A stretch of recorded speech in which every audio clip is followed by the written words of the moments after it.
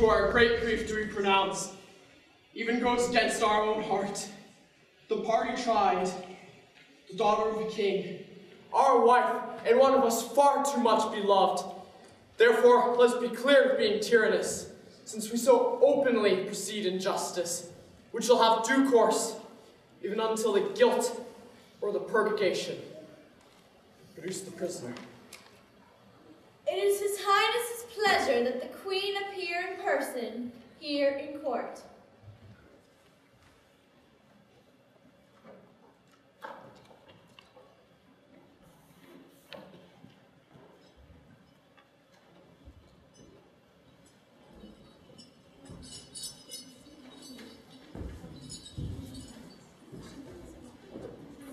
Silence!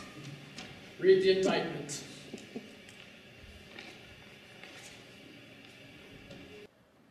Hermione, Queen to the worthy Leontes, King of Sicilia, thou art here accused and arraigned of high treason in committing adultery with Polixenes, King of Bohemia, and conspiring with Camillo to take away the life of our sovereign lord the king, thy royal husband, the pretense whereof being by circumstances partly laid open, thou, Hermione, contrary to the faith and allegiance of a true subject, didst counsel and aid them for their better safety to fly away by night. Since what I am to say must be but that which contradicts my accusation, and the testimony on my part, no other but what comes from myself, it scarce shall boot me to say, not guilty. Mine integrity, being counted falsehood, shall, as I express it, be so received.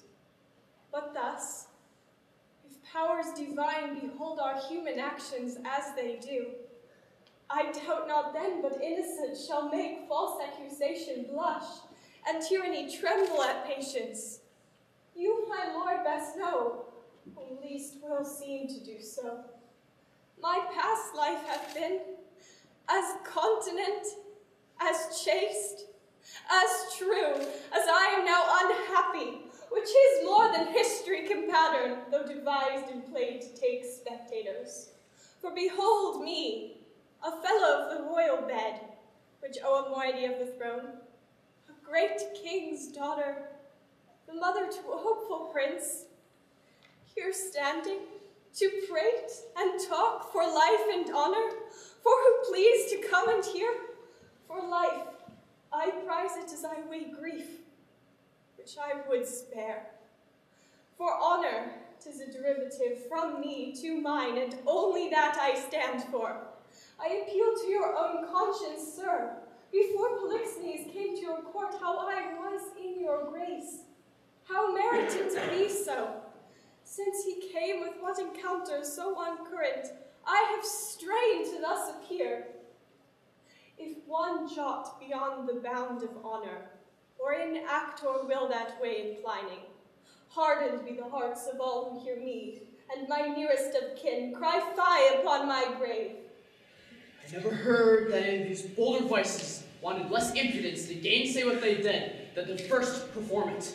That's true enough, though 'tis a saying, sir, not due to me. You will not own it. More than mistress of which comes to me in the name of fault, I must not at all acknowledge. For Polixenes, with whom I am accused, I do confess I loved him as in honor he required, with such a kind of love as might become a lady like me, with a love even such so and no other as yourself commanded, which not to have done, I think, had been in me both disobedience and ingratitude to you and towards your friend, whose love had spoke ever since it could speak, from an infant freely, it was yours. Now for conspiracy. I know not how it tastes, though it be dished for me to try how. All I know of it is that Camillo was an honest man, and why he left your court, the gods themselves wanting, no more than I, are ignorant. You knew of his departure, as you know now what you have undertaken to do in its absence. Sir, you speak a language that I do not understand. My life stands on the level of your dreams, which I lay down. Your actions are my dreams. You had a bastard by Polixenes, and I but dreamt it? Since you are so past all shame, so past all truth, which to deny concerns more than avails, for as thy female bastard hath been cast out, like to itself, no father owning it, so thou shalt feel our justice, in whose easiest course look for no less than death. Sir, spare your threats. The bug which you would fright me with, I seek. To me could life be no commodity. The crown and comfort of my life, your favor, I do give lost, for I do feel it gone, and yet I know not how it went. My second joy, and first fruits of my body, from his presence I am barred like one infectious. My third comfort, starred most unluckily, is from my breast, the innocent milk in its most innocent mouth, hailed out to murder, myself on every post proclaimed a strumpet, with immodest hatred the childbed privilege denied, which longs to women of all fashion. Lastly, hurried here, to this place, in the open air, before I had got strength of limit. Now, my liege, tell me what blessings I have here alive, that I should fear to die, and therefore proceed. But yet, hear this, mistake me not. No life, I prize it not a straw, but for mine honor, which I would free. If I shall be condemned upon surmises, all proof sleeping else but what your jealousies awake, I tell you, 'tis rigor and not law. Your honors all I do refer me to the oracle. Apollo be my judge. This your request is altogether just.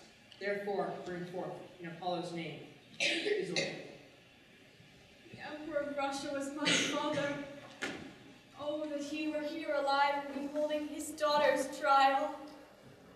That he did but see the flatness of my misery, but with eyes of pity, not revenge.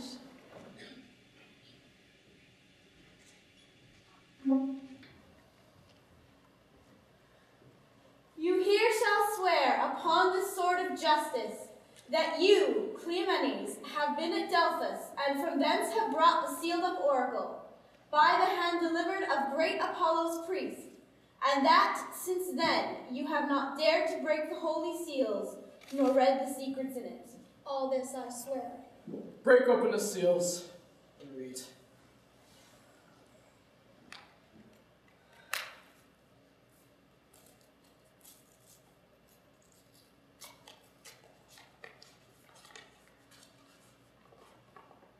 Hermione is chaste, Polixenes blameless, Camillo a true subject, Leontes a jealous tyrant, his innocent babe truly begotten. And the king shall live without an heir, if that which is lost be not found. Now blessed be the great Apollo. Hast thou read truth? Aye, my lord, even so as it is here set down. There is no truth at all in the oracle. The session shall proceed. This is mere falsehood.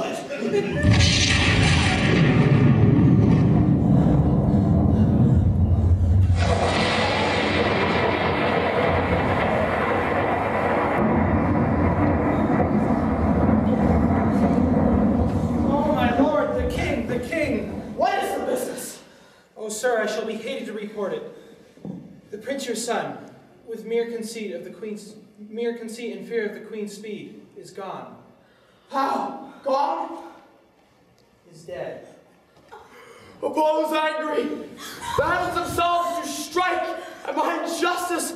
How now there? This news is mortal to the queen. Look down and see what death is doing. Take her hence. Her heart's but overcharged. She will recover. Oh, I believe too much in my own ill suspicion. Beseech thee, apply to her some tender remedies for life. Pardon my great profaneness against thine oracle. I'll reconcile me to Polixenes. New woo, my queen. Reclaim the good Camilla who I proclaim a man of truth and of mercy. Though transformed by bloody thoughts to revenge, I did choose Camilla for the minister of the poison, my friend Polixenes, which having been done, but that the good mind of Camilla tarded my swift command. And although with death and with reward I did threaten and encourage him, him not doing it and being done, he, to my kingly guest, unclasped my practice, and quitting his fortunes here, which you knew great, commended himself to the hazards of all uncertainties. No greater than his honor. Oh, how he glisters through my rust, and how his pity does my deeds make the blacker. Woe the while! I'll cut my lace, lest my heart cracking it break too. What fit is this, good lady? What studied torments, tyrant, hast thou for me? What wheels, racks, fires, what flame? Boiling in leads or oils? What oath or newer torture must I receive, whose every word deserves to taste of thy most worst? Thy tyranny, together working with thy jealousies, oh, think what they have done, and then run mad indeed, stark mad, for all thy bygone fooleries were but spices of it. That thou betrayest Polixenes, 'twas nothing, that did but show thee of a fool, inconstant, damnable, and grateful. Nor was it much that would suppose a good Camilla's honor to have him kill a king. Poor trespass is more monstrous standing by. Where have I reckoned the casting forth to crows thy baby daughter to be none or little? Oh, a devil would have shed water out of fire ere done it.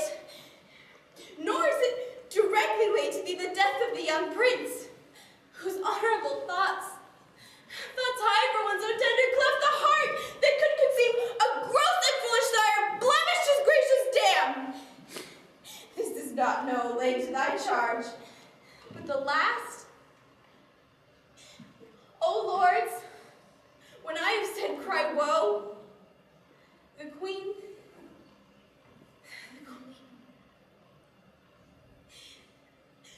the sweetest, dearest creature is dead. And vengeance were not dropped down yet. The high powers forbid. I say she's dead. I'll swear it. If word nor oath prevail, go and see. If you can bring tincture or luster in her lip, her eye, heat outwardly or breath within, I would serve you as I do the gods. But oh, thou tyrant, do not repent these things, for they are heavier than all thy woes could stir. 1,000 knees, 10,000 years together, naked, fasting upon a barren mountain, in storm perpetual, could not move the gods to look the way thou wert. Go on. Thou canst not speak too much. I have deserved all tongues to speak their bitterest. Say no more. However the business goes, you have made fault in the boldness of your speech.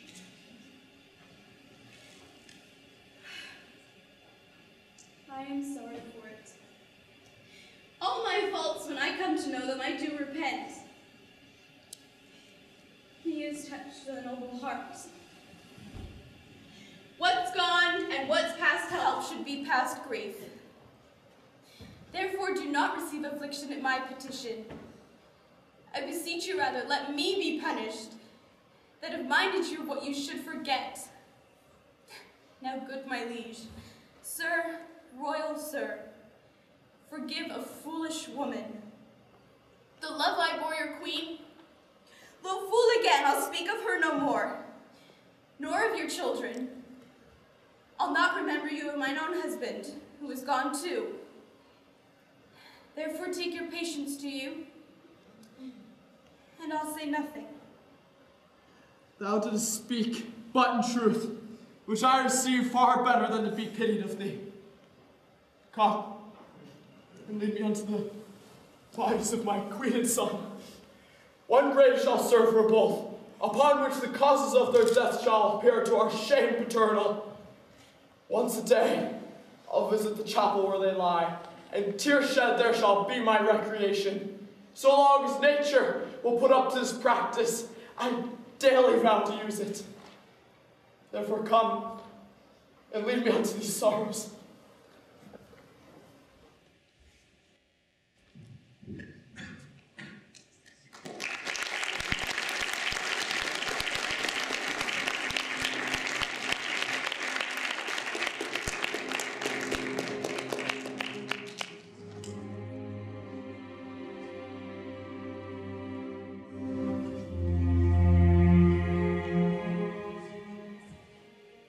Thou art perfect, then. Our ship has touched upon the deserts of Bohemia. Aye, my lord, I fear we've landed in ill times. The skies look grimly and threaten present blisters. In my conscience, the heavens with that we have in hand are angry and frown upon us. Their sacred wills be done. Go, get aboard. Look to thy bark. I'll not be long before I call upon thee. Make your best haste, and go not too far in the land. 'Tis like to be loud weather. Besides, this place is famous for the creatures of prey that keep upon it. Go thou away. I'll follow instantly. I'm glad at heart to be sorry of the business.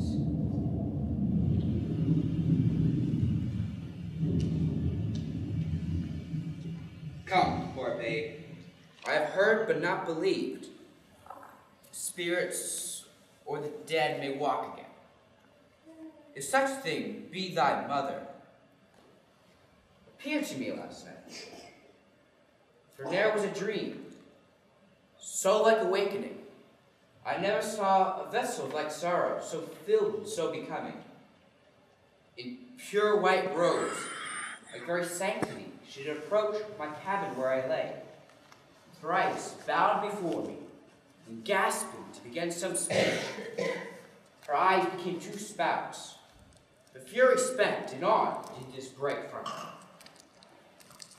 Good Antigonus, since fate against thy better disposition hath made thy person for the thrower out, my poor babe. According to thine oath, place from my love on Bohemia. There weep and leave it crying. And for the babes counted lost forever, Perdita, I pray thee call. And for its ungentle business put on thee by my lord, thou ne'er shalt see the wife Polina more. And with shrieks she melted into air. Frighted much, I didn't in time collect myself and thought, this was so, no slumber. Dreams are toys.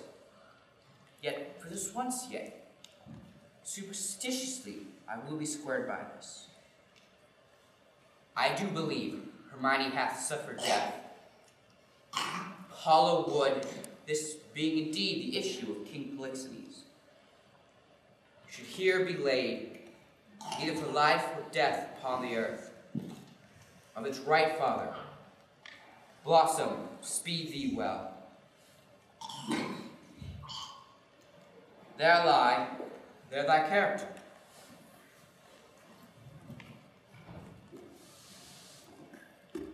There are these, which may, if fortune please, both breed thee, pretty and still rest thine. The storm begins. Poor wretch, for thy mother's faults are thus exposed to loss and what may follow. Weep, I cannot, but my heart bleeds. Most accursed am I to be by oath joined to this. Farewell. The day frowns more and more. Thou art to have a lullaby too rough. I never saw the heavens so dim by day. Dive clamor. Will may I get aboard? This is the chase. I'm gone forever.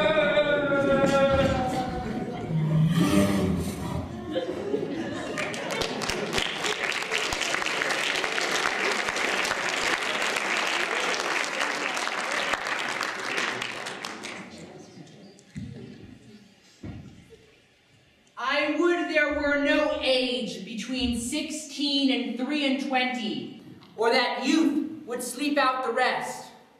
Hark you now, would any but these boiled brains of 19 and 22 hunt this weather?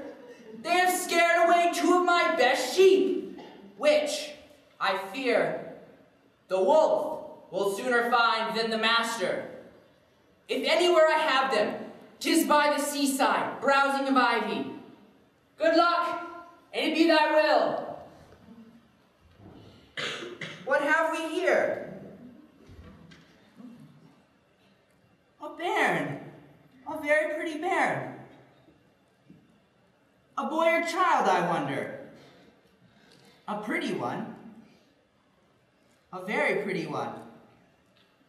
I'll take it up for pity, yet I'll tarry till my son come. He hallooed, but even now. Whoa! Ho! Ho! What? Art so near? If thou'lt see a thing to talk on when thou art dead and rotten, come hither. What ailest thou, man? I have seen 2 such sights, one by sea and by land. But I am not to say that it is the sea, for it is now the sky. Why, boy, how is it? I would you did, but see how it chafes, how it rages, how it takes up the shore. But that's not the point. Oh! The most piteous cries of the poor souls! Sometimes to see him, and not to see him. Now the ship boring the moon with her mainmast, and anon swallowed with yes and froth, as you thrust a cork into a hogshead. And then, for the land service, to see how the bear tore out his shoulder bone, how he cried to me for help, and said his name was Antigonus, a nobleman.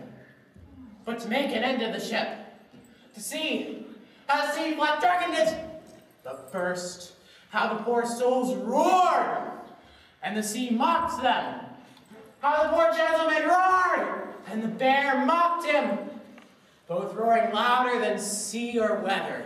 Name of mercy, when was this boy? Now! I have not winked since I saw these sights. The men are not yet cold under water, nor the bear half dined on the gentleman. He is at it now. Would I have been by to have helped the old man? I would you have been by the ship's side to have helped her.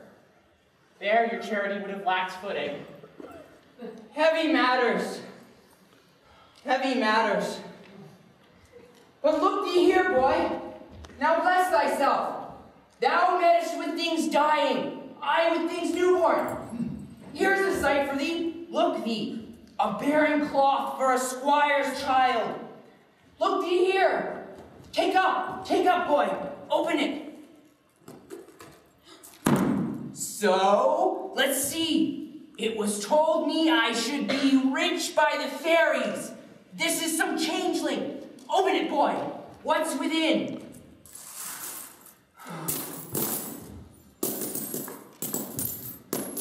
You're a made old man!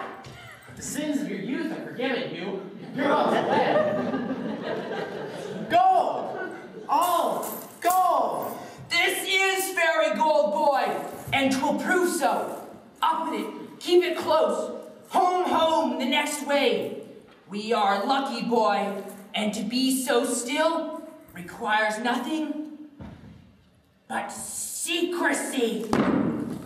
Let my sheep go. Come, good boy, the next way home. Go you the next way with your findings. I'll go see if the bear be gone from the gentleman, and how much she hath eaten. They're never cursed, but when they are hungry, if there's any of them left, I'll bury them. That's a good deed. If thou mayest discern by that which is left of him what he is, fetch me to the sight of him. Marry will I, and you will help me to put him in the ground. 'Tis a lucky day, boy.